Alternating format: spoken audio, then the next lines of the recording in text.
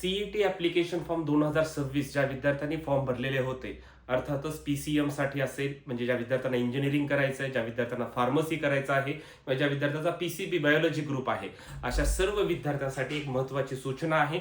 ज्या विद्यार्थ्यांनी फॉर्म भरलाय परंतु त्या फॉर्ममध्ये काही मायनर चुका जर झाल्या असतील तर त्याच्यासाठीची करेक्शन विंडो ओपन केलेली आहे. अनेक विद्यार्थ्यांचे प्रश्न होते की सर, आम्ही फॉर्म भरताना फक्त फर्स्टच अटेम्प्ट सिलेक्ट केलाय. या वर्षीपासून सीईटी ही एक्झाम वर्षातून 2दा होणार आहे आणि आम्हाला सेकंड अटेम्प्ट सिलेक्ट करायचं माहित नव्हतं. अशा देखील विद्यार्थ्यांसाठी ही महत्त्वाची सूचना आहे. हे कशा पद्धतीनं करायचं आहे, महत्त्वाच्या डेट्स काय आहेत हे सांगण्यासाठी नमस्कार, मी ऋषिकेश कुलकर्णी आपल्या सर्वांचं व्हायब्रंट ऍडमिशन गायडन्स या आपल्या युट्यूब चॅनलमध्ये स्वागत करतो. सीईटी सेल करून ही नोटीस आलेली मित्रांनो. असेच महत्त्वाचे व्हिडिओज मी तुमच्यासमोर घेऊन येणार आहे. अगदी फॉर्म भरण्यापासून ते ऍडमिशन पर्यंत सीईटी, नीट सर्व गोष्टींचा आम्ही काउन्सिलिंग प्रोसेस करतोय. ऍडमिशन सुरू झालेले आहेत. इंजिनिअरिंग काउन्सिलिंगचे ऍडमिशन सुरू झालेले आहेत. नीट काउन्सिलिंगचे ऍडमिशन सुरू झालेले आहेत. त्यामुळे लवकरात लवकर विद्यार्थ्यांनी व्हायब्रंटच्या लातूर, बीड, बारामती, नांदेड, पुणे, छत्रपती संभाजीनगर आणि नाशिक ब्रांचला आपल्या व्हिजिट करून तेथे ऍडमिशन घेऊ शकतात. आता महत्त्वाचं काय सांगितलंय बघा, important notice. Edit facility for MST CET PCM PCB group साठी. ठीक आहे.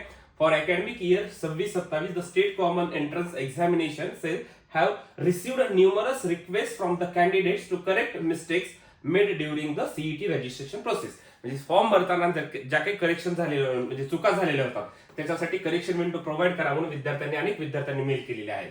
To safeguard the academic interest of students and online edit window will be made available for the registered candidates. ज्यांनी रजिस्ट्रेशन केलंय अशाच विद्यार्थ्यांना हे करेक्शन्स करता येतील. आता बघा, ह्याच्यामध्ये आता करेक्शन मध्ये काय काय करता येणार आहे हे लक्षात घ्या. महत्वाचं, आता ज्या विद्यार्थ्यांचं करेक्शन याच्यामध्ये त्यांच्या नावामध्ये काही चुकलं असेल, कॅन्डिडेट्स नेम मध्ये काहीतरी स्पेलिंग मिस्टेक झाली आहे, नाव चुकलंय, नाव टाकताना मला म्हणजे चुकून दुसरं नाव आलेलं आहे, असं काही झालेलं असेल तर त्याच्यामध्ये तुम्ही करू शकतात. मग आता हे कसं बघायचं, विद्यार्थ्याला जी प्रिंट आउट मिळाली त्याच्यात बारकाईने विद्यार्थ्यांनी बघा की याच्यात माझ्या काही चुका झालेल्या असतील का आणि ते व्यवस्थित करायचं, किंवा काही विद्यार्थी लॉग इन करून चेक करू शकतात.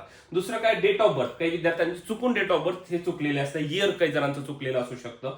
फोटोग्राफ, काही विद्यार्थ्यांचा फॉर्म भरताना दुसऱ्याचा फोटो अपलोड झालेला आहे, काही विद्यार्थ्यांचा चुकून दुसरा काहीतरी फोटो अपलोड झाला, असं काही असेल, किंवा काही जणांचं फोटोच्या ठिकाणी सिग्नेचर असं पण कधी कधी होतं, असं काही झालं असेल तर ते चेक करून घ्या. सिग्नेचर, जेंडर चुकून होत असतं कधी कधी, मेल फिमेल, फिमेलचं मेल असं चुकून होतं. अशा गोष्टी होऊ नये त्याच्यासाठी हे करेक्शन विंडो अवेलेबल केले. ऍड ग्रुप, आता सपोज एखाद्याचा जनरल ग्रुप आहे आणि त्यानं फक्त पीसीएम सिलेक्ट केलंय परंतु त्याची इच्छा आहे की मला बायोलॉजी ग्रुप सिलेक्ट करायचा, किंवा काही विद्यार्थ्यांचा पीसीबी झालेले आहेत आणि सर माझा जनरल ग्रुप आहे, मला मॅथमॅटिक्स पण ग्रुप ऍड करायचा. अशा विद्यार्थ्यांनी ज्यांनी केलं नसेल त्यांच्यासाठी आता हे शेवटची संधी आहे. याच्यानंतर काय करेक्शन विंडो अवेलेबल होत नसते. अशा विद्यार्थ्यांनी ग्रुप ऍड करू शकता तुमचा. आणि ऍड सेकंड अटेम्प्ट, आता हे जे महत्वाचं आहे सगळ्याचं, 70% विद्यार्थ्यांचे डाऊट्स या गोष्टीबद्दल आहे की सेकंड अटेम्प्ट ऍड करता येतो का. 100% येस करता येतो. ज्या विद्यार्थ्यांनी फक्त फर्स्ट अटेम्प्ट करून फॉर्म भरलाय अशा सर्व विद्यार्थ्यांना सूचना सांगण्यात येते की महत्वाचं आहे, ज्यांना सेकंड अटेम्प्ट पण द्यायचा आहे अशा विद्यार्थ्यांनी आता सेकंड अटेम्प्ट करा. याच्यानंतर तुम्हाला ही संधी मिळणार नाही. महत्वाचं आहे, लवकरात लवकर हे करून घ्या. यावर्षी विद्यार्थ्यांसाठी ही सुवर्ण संधी गव्हर्नमेंटकडून उपलब्ध करून दिलेली आहे की 2दा सीईटी होणार आहे आणि यातला बेस्ट ऑफ 1 आपला स्कोर कन्सिडर केला जाणार आहे. पहिला अटेम्प्ट तर कंपल्सरी आहेच, परंतु सेकंड अटेम्प्ट सुद्धा सर्व विद्यार्थ्यांनी द्यावा, कारण की याच्यात देखील तुम्हाला चांगला स्कोर आला तर पुढे चांगलं कॉलेज मिळण्याची तेवढीच जास्त पॉसिबिलिटी वाढू शकते. त्यामुळे ऍड सेकंड अटेम्प्ट हे आत्ताच करता येतं. त्याला ऍड करायचं, त्याचे सेकंड अटेम्प्टची फीस जी असते ते लगेच फी पे करायची आणि फॉर्म सबमिट करून घ्यायचा.